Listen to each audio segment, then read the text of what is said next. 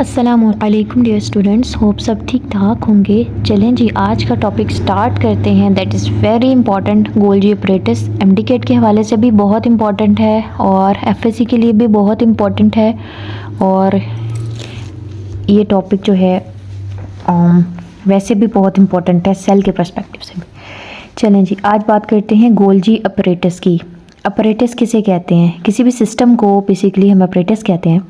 और जो गोल्जी होता है, गोल्जी कुछ भी नहीं होता। गोल्जी बेसिकली साइंटिस्ट का नाम था। अक्सर ऐसा होता है कि बहुत सारे साइंटिस्ट जो होते हैं वो डिस्कवरी करते हैं कोई पर्टिकुलर और उसको फिर अपना नाम दे देते हैं।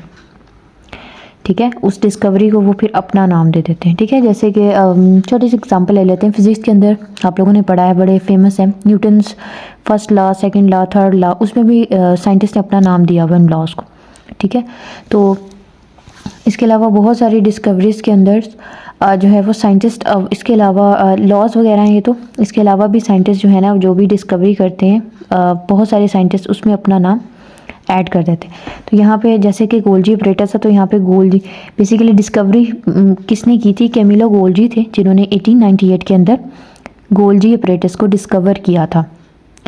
लोकेशन उसकी अकरेंस बताई हुई है। वर्चुअली तमाम यूकैरियोटिक सेल्स के अंदर गोल्जी अपरेटस पाया जाता है।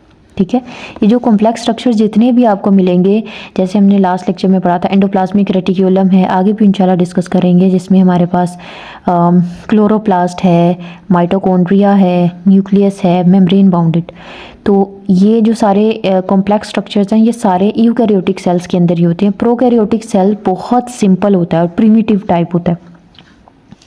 तो ये वर्चुअली जितने भी यूकैरियोटिक सेल्स होते हैं उनके अंदर ये गोल्जी अपरेटिस पाया जाता है। और इसको डिस्कवर किसने किया था? कैमिलो गोल्जी ने। इतनी बात क्लियर हो गई। अब आगे आते हैं डेफिनेशन पर। गोल्जी अपरेटिस की अगर बात की जाए तो इसमें क्या होता है? इसमें भी जैसे कि हमने एंडोप्लाज्मिक रेटिकुलम को डिस्कस किया था, तो उसके अंदर हमने देखा था कि डिफरेंट मेम्ब्रेन्स थी।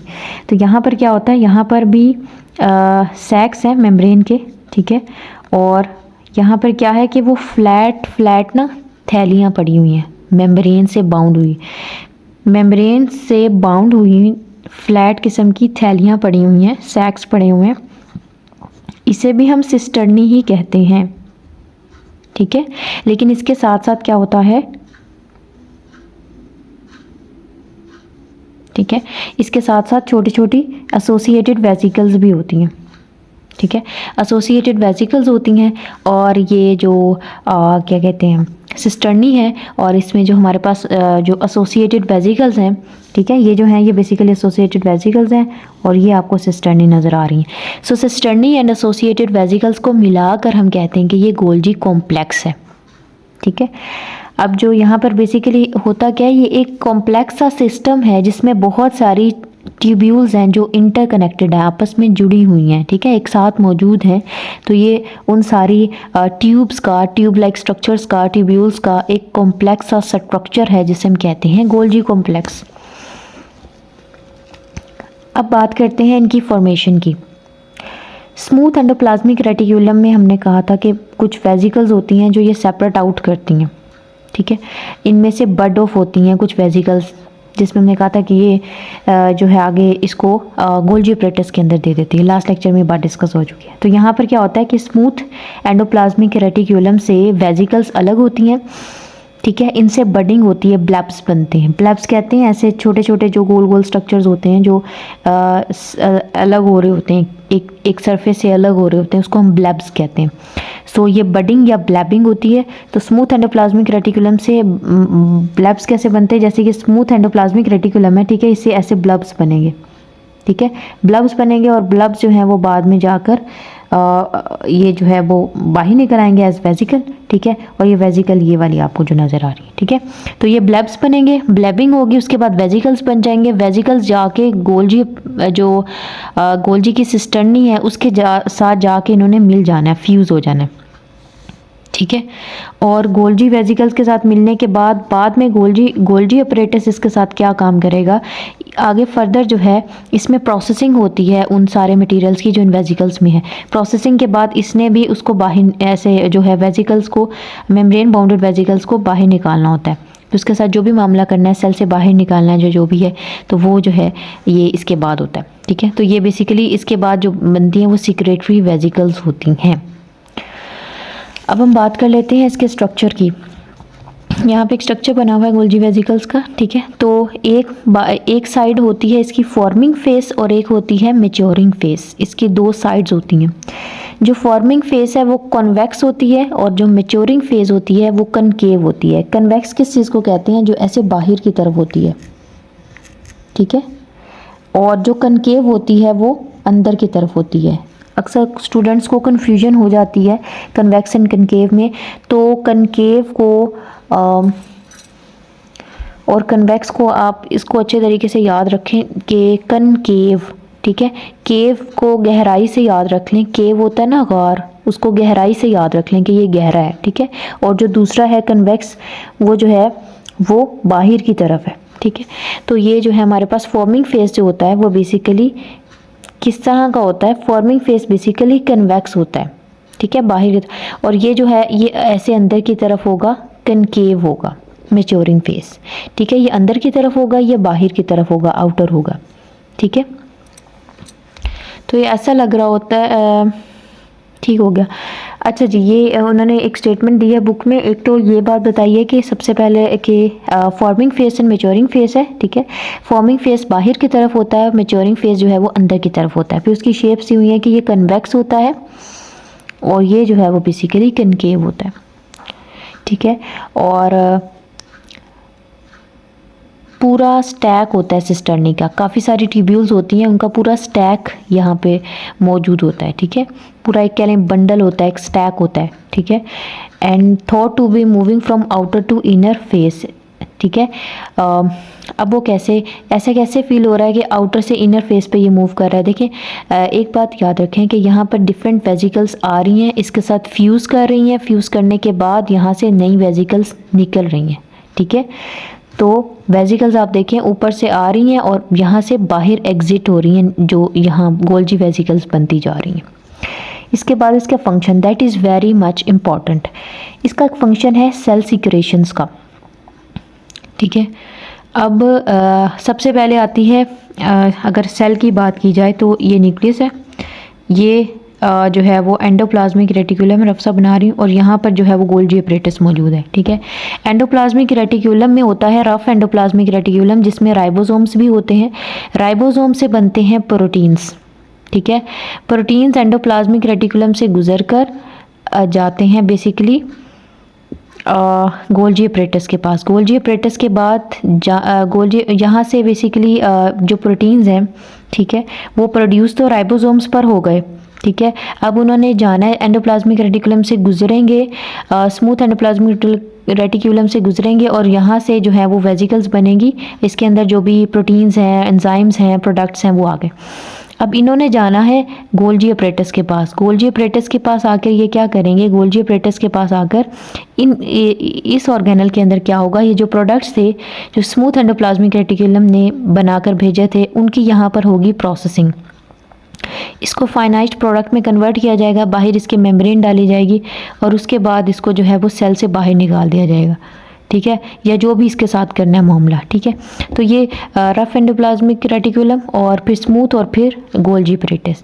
ये बहुत इंपॉर्टेंट एमसीक्यू है जो कि एमडीकैट में भी पूछ लिया जाता है। इसकी सीक्वेंस आपको याद होनी चाहिए कि सबसे पहले जो है वो रफ एंडोप्लाज्मिक रेटिकुलम और इससे भी पहले अगर हम देखें तो राइबोसोम्स हैं, ठीक है। राइबोसोम्स से बन रही हैं प्रोटीन्स, रफ एंडोप्लाज्मिक रेटिकुलम के पास जा रही हैं, उसके बाद स्मूथ एंडोप्लाज्मिक रेटिकुलम के पास जा रही हैं, उसने इसको बर्ड ऑफ कर देना है उन प्रोडक्ट्स को, ठीक है, और वेजिकल्स की फॉर्म में वो निकल आएंगे और उसके बाद जो है इन्होंने गोल्जी अपरेटस के पास जाना है। गोल्जी अपरेटस में क्या होगा? इसमें फर्दर प्रोसेसिंग वगैरह होगी और उसके बाद जो भी इस सेल ने अपने इसके साथ मामला करना है, इसको सेल से बाहर निकालना है, जो भी मामला है, ठीक है, एक्सपोर्ट वगैरह करना है, तो जो भी इसका एक्सपोर्ट है वो जो है वो इसने कर देना है, ठीक है। तो सबसे पहले क्या हुआ? राइबोसोम्स ने प्रोड्यूस की जो भी सिक्रेशंस थी वो एंडोप्लाज्मिक रेटिकुलम से गुजरी, गोल्जी अपरेटस के थ्रू गुजरी, ठीक है।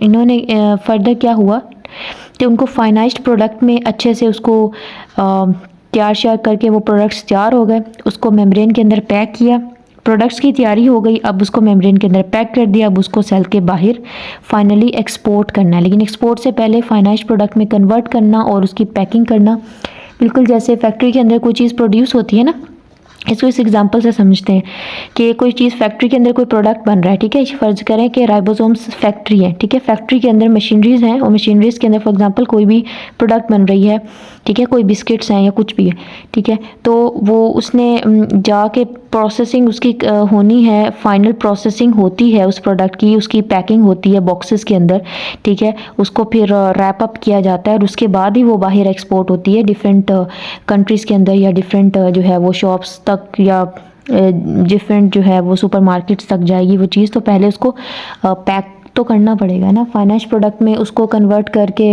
अच्छी तरह से उसको पैक करके फिर ही भेजा जाता है ना। तो बिल्कुल इसी तरह की जो सेल की सिक्रेशंस होती हैं उनको भी पहले उसकी प्रोसेसिंग होती है, उसकी पैकिंग होती है और उसके बाद ही वो एक्सपोर्ट होता है। इसमें एग्जांपल उन्होंने दी है पेनक्रियाज की।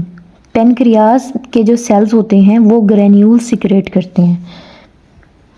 पेनक्रियाज के अंदर भी ज़ाहिर है सेल्स हैं और सेल्स के अंदर गोल्जी एपरेटस तो है, ठीक है। गोल्जी एपरेटस के थ्रू क्या होता है कि वो जो प्रोडक्ट्स होते हैं वो आपके पास फाइनाइज्ड फॉर्म में आ गए और मेम्ब्रेन बाउंडेड हो गए, अब ये आ गई हमारे पास, इसको हम कहेंगे ये ग्रैन्यूल्स हैं जो कि जो है वो गोल्जी एपरेटस के थ्रू बनी है, ठीक है। ये वेजिकल्स बनी है। अब इनके अंदर क्या है, एंजाइम्स हैं। पेनक्रियाज के अंदर जो ग्रैन्यूल्स बनते हैं उनके अंदर जो प्रोडक्ट्स होते हैं, हमने कहा था प्रोटीन्स हो सकते हैं, एंजाइम्स हो सकते हैं, डिफरेंट चीज़ें हो सकती हैं। तो इसमें बेसिकली तो प्रोटीन्स एंजाइम्स होंगे क्योंकि राइबोसोम्स तो प्रोटीन्स ही फॉर्मेशन करते हैं, एंजाइम्स भी प्रोटीन्स होते हैं। तो ये बेसिकली ये क्या होते हैं, इसके अंदर एंजाइम्स होते हैं। एंजाइम्स बेसिकली डाइजेशन में हेल्प आउट करते हैं। तो डाइजेशन के चैप्टर में भी ये बात क्लियरली बताई हुई है कि पेनक्रियाज से बहुत ज़्यादा सारे जो है एंजाइम्स आ रहे होते हैं, ठीक है, जो कि डाइजेशन में हेल्प कर रहे होते हैं, जिसमें हमारे पास लाइपेज होता है, प्रोटीएज होता है, ठीक है। इस तरह के एंजाइम्स होते हैं लिपिड्स की डाइजेशन के लिए, प्रोटीन्स की डाइजेशन के लिए, तो वो डिफरेंट किस्म के एंजाइम्स होते हैं। तो ये बेसिकली पेनक्रियाज में ग्रैन्यूल्स बनते हैं, उसमें एंजाइम्स होते हैं और वो डाइजेशन में हेल्प करते हैं। दूसरा काम क्या होता है यहाँ पर, जो हमने कहा था कि प्रोसेसिंग होती है, तो वो प्रोसेसिंग कैसे होती है, बेसिकली गोल्जी एपरेटस क्या करते हैं, इसके अंदर जो हमने प्रोसेसिंग एंड उसको मेम्ब्रेन बाउंड करके हमने एक्सपोर्ट करना होता है, ठीक है। ये वाली बात तो हो गई। अब दूसरा पॉइंट जो है वो है मॉडिफिकेशन का। गोल्जी एपरेटस में क्या होता है, जो भी इसके पास प्रोडक्ट्स आते हैं प्रोटीन्स या लिपिड्स वगैरह, उनको ये मॉडिफाई भी करता है। प्रोटीन्स हैं, ठीक है, उसके साथ इसने कार्ब को मिलाना है और ग्लाइकोप्रोटीन बना देना है, ठीक है। इसने ये अपने ही एक्सपेरिमेंट करता रहेगा, अपने ही प्रोडक्ट्स इसने मॉडिफिकेशन करते रहना है, ठीक है। चीज़ों को तब्दील कर करके नई नई चीज़ें बनाएगा, ठीक है। इस तरह से आप इसको याद रख लें कि बेसिकली क्या करेगा, चीज़ों के साथ छेड़खानी करेगा। प्रोटीन्स जो हैं उनके साथ कार्ब्स को मिला देगा कि चलो भाई कार्ब्स आप जाके प्रोटीन के साथ मिल जाओ, तो प्रोटीन और कार्ब्स को मिला कर ये बना देगा ग्लाइकोप्रोटीन, ठीक है। और जो लिपिड्स हैं इनके साथ भी कार्ब मिला देगा तो ये बन जाएंगे ग्लाइकोलिपिड्स, ठीक है। तो ये किस तरह से मॉडिफाई करते हैं प्रोटीन्स एंड लिपिड्स को, तो इसमें कार्ब्स मिलाकर ये ग्लाइकोप्रोटीन्स एंड ग्लाइकोलिपिड्स बना देते हैं। और ये फर्दर हमारे पास जो है वो बहुत सारी सेल की जो सिक्रेशन होती हैं वो ग्लाइको प्रोटीन्स की फॉर्म में होती हैं, ठीक है। ग्लाइकोप्रोटीन्स आपकी सेल मेम्ब्रेन के बाहर भी पाई जाती हैं, ग्लाइकोप्रोटीन्स एंड ग्लाइकोलिपिड्स, क्योंकि सेल मेम्ब्रेन जो होती है उसमें दो चीज़ें होती हैं ना, सेल मेम्ब्रेन में या तो लिपिड्स होते हैं या फिर प्रोटीन्स होती हैं, ठीक है। और कई दफ़ा लिपिड्स के साथ कार्ब्स मौजूद होते हैं, प्रोटीन्स के साथ भी कार्ब्स मौजूद होते हैं, तो वो क्या बन जाती है, ग्लाइकोलिपिड या फिर ग्लाइकोप्रोटीन बन जाती है, ठीक है। और इसको मिलाकर हम कहते हैं कि ये ग्लाइकोकैलिक्स है, ठीक है। तो ये हमारे पास जो प्रोसेस है दैट इज़ ग्लाइकोसाइलेशन, ठीक है। और मॉडिफिकेशन बेसिकली जो होती है प्रोटीन्स एंड लिपिड्स की। तो यहाँ पर हमारे पास बेसिकली प्रोटीन्स और लिपिड्स को मॉडिफाई करके ये ग्लाइकोप्रोटीन्स या ग्लाइकोलिपिड्स भी बना सकता है। That was all for today. Allah हाफिज़।